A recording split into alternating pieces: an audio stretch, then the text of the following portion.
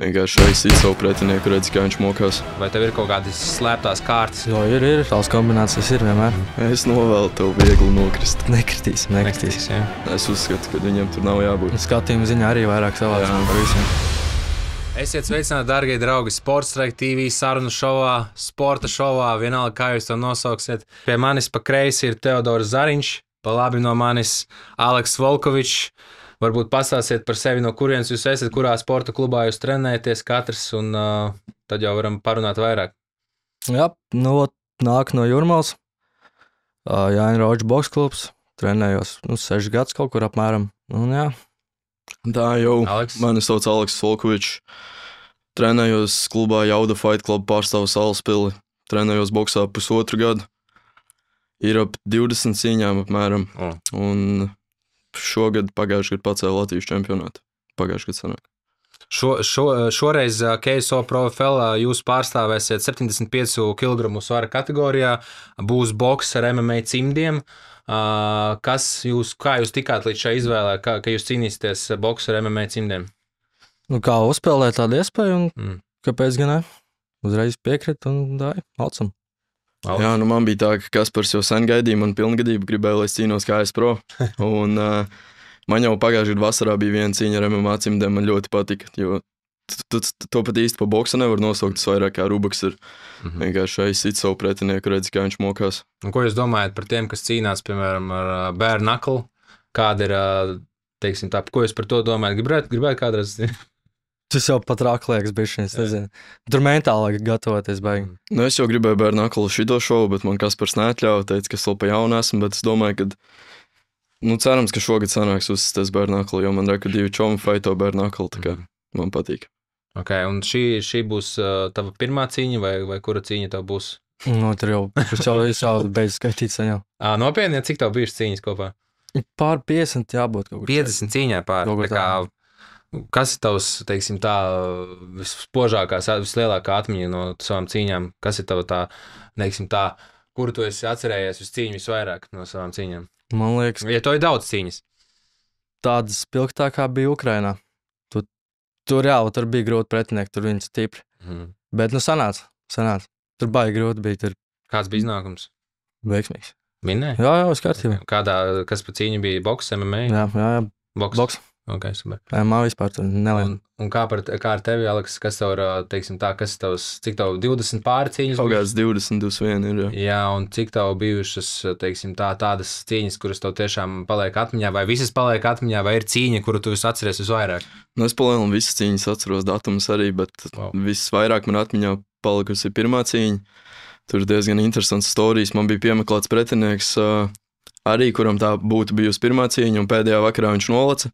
Man iedeva vietā čoku ar 10, tā bija viņa 10. cīņa. Un man treneris vēl teica, ja kāds tad vielu izmetīs, bet beigās viņa 2. raundā paņēma norubīju.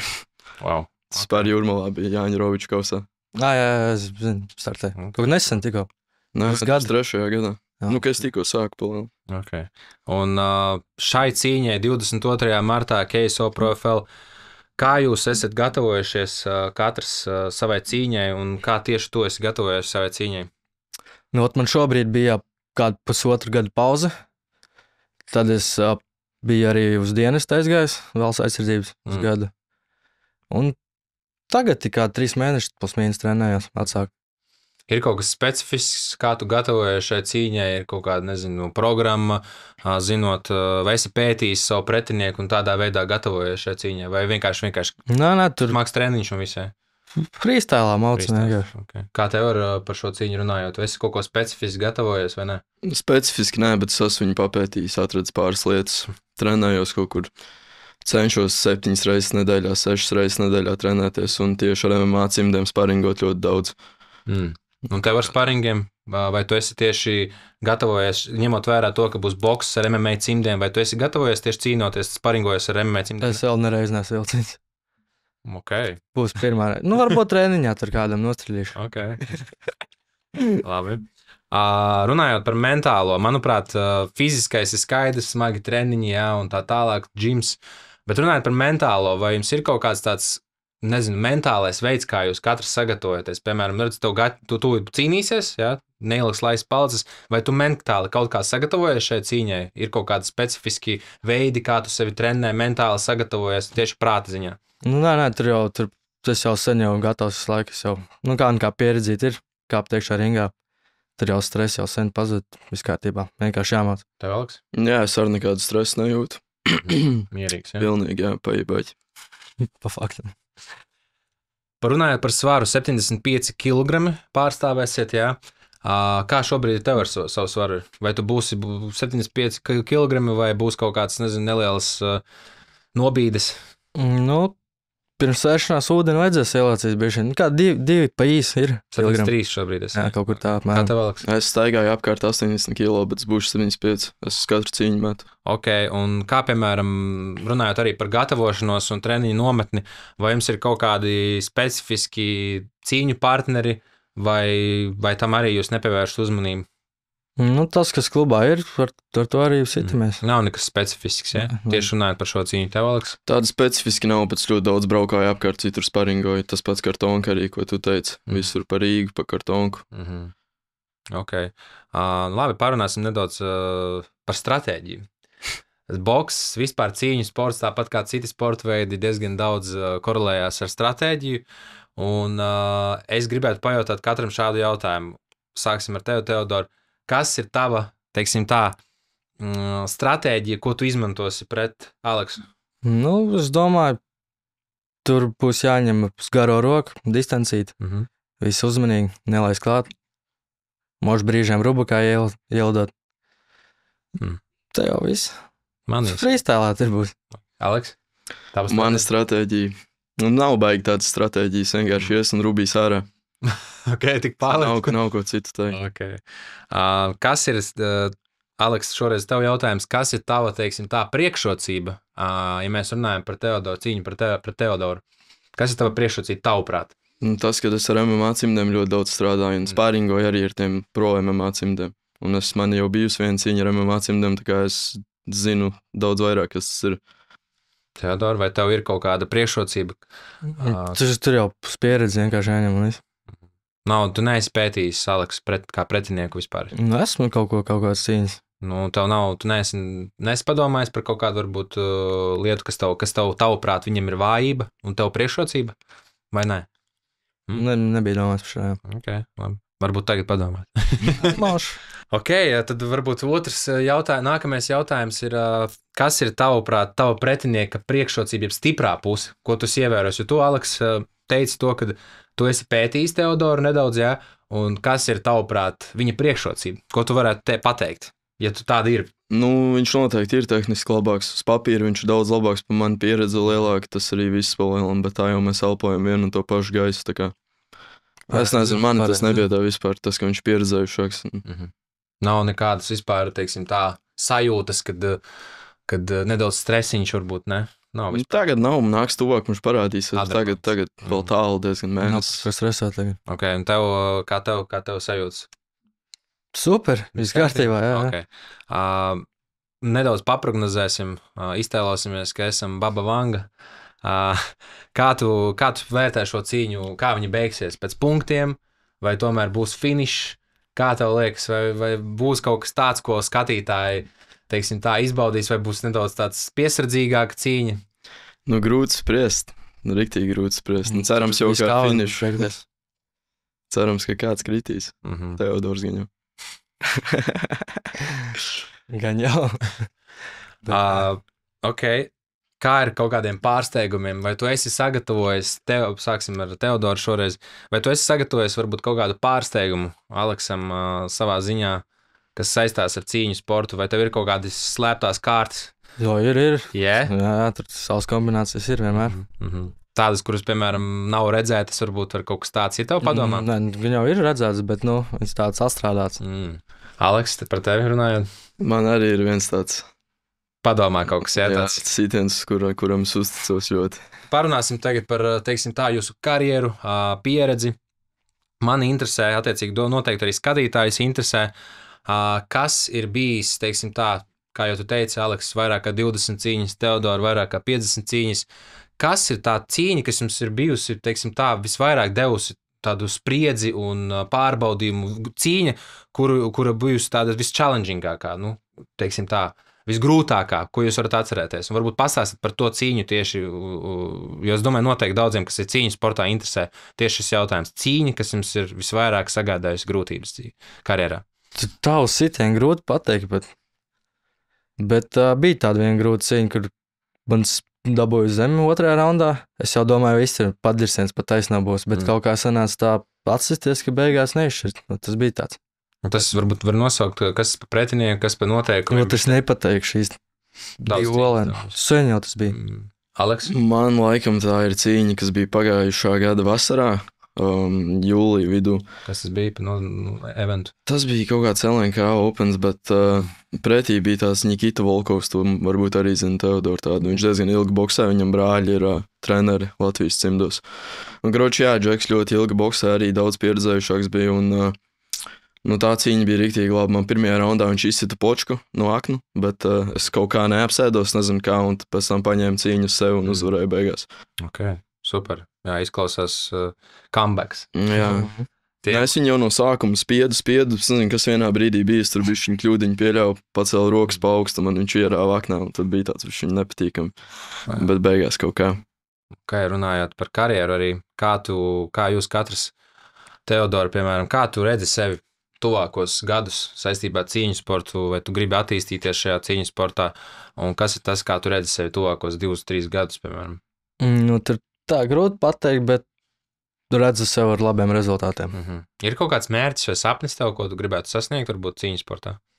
Kādu jūs dabūt pasaules čempionu? Okay.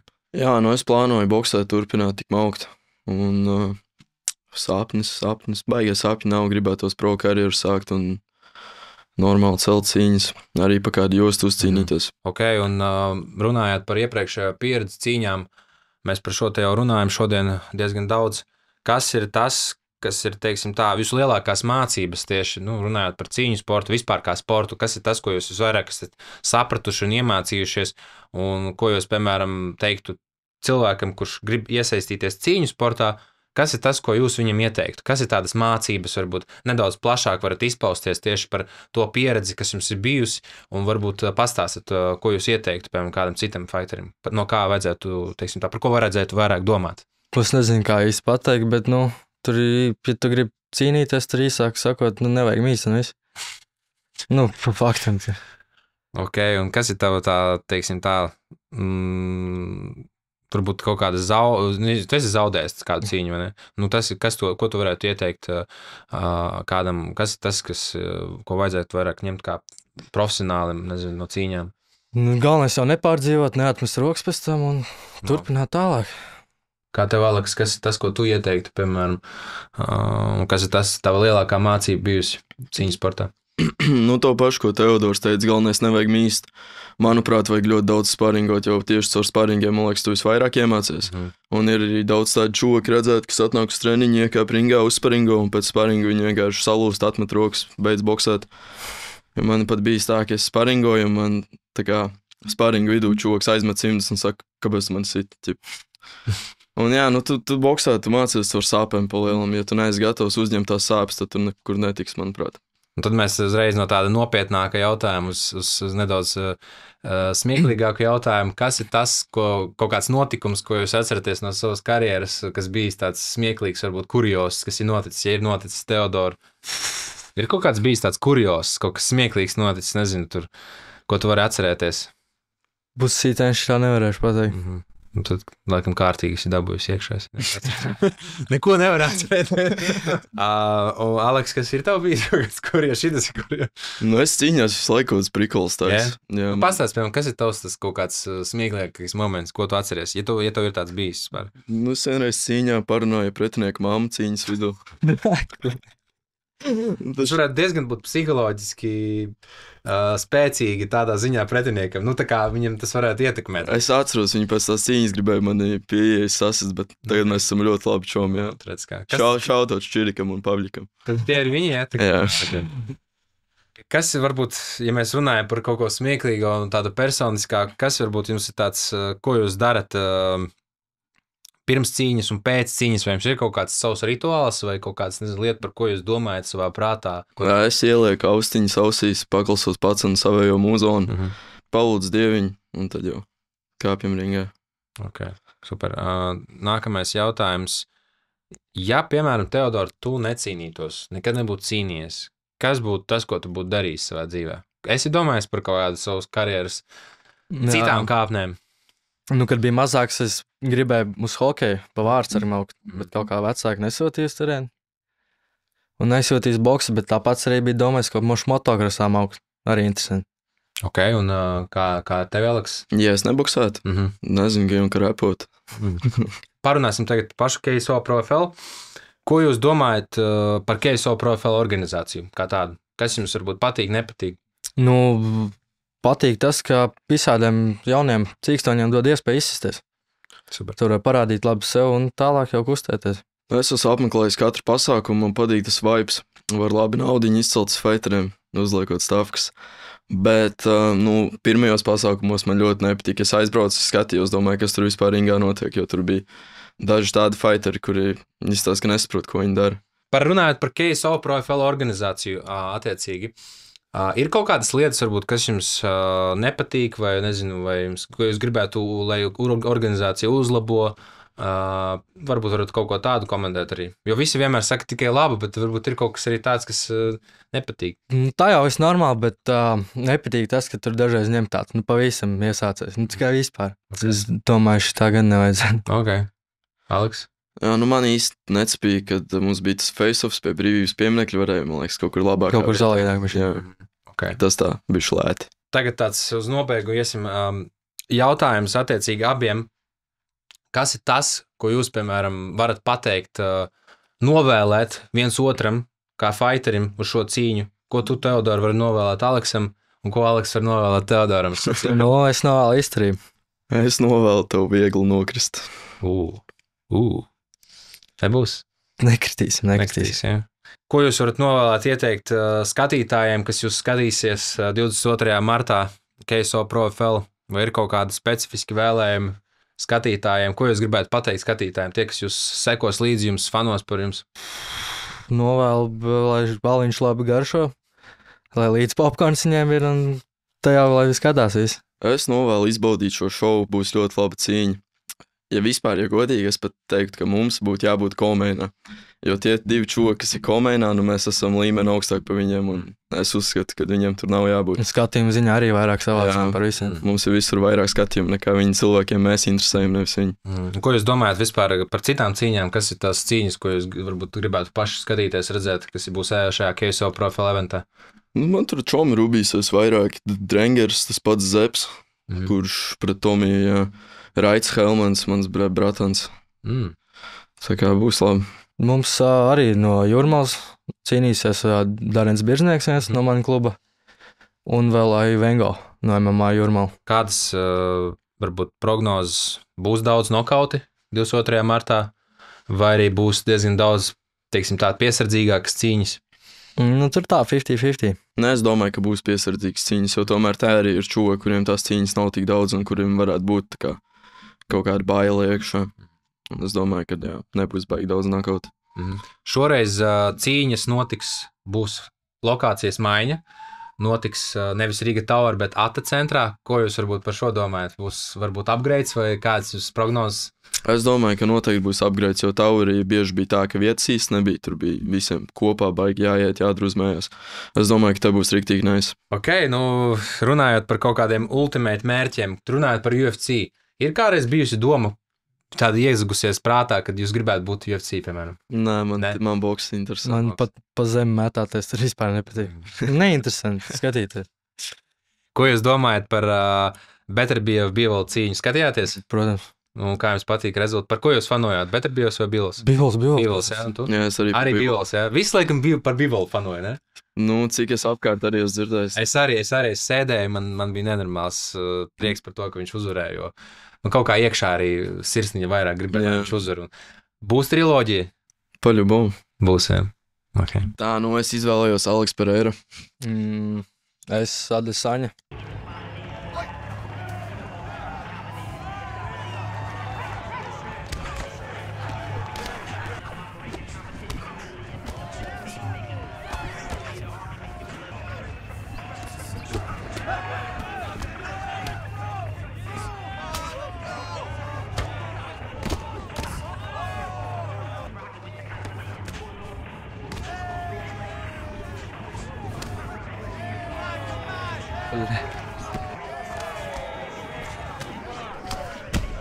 Ой, блядь.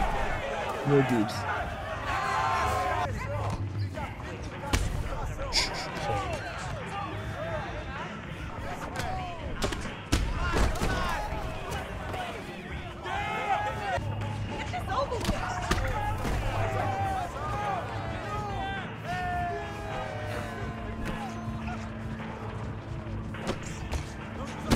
Bļā.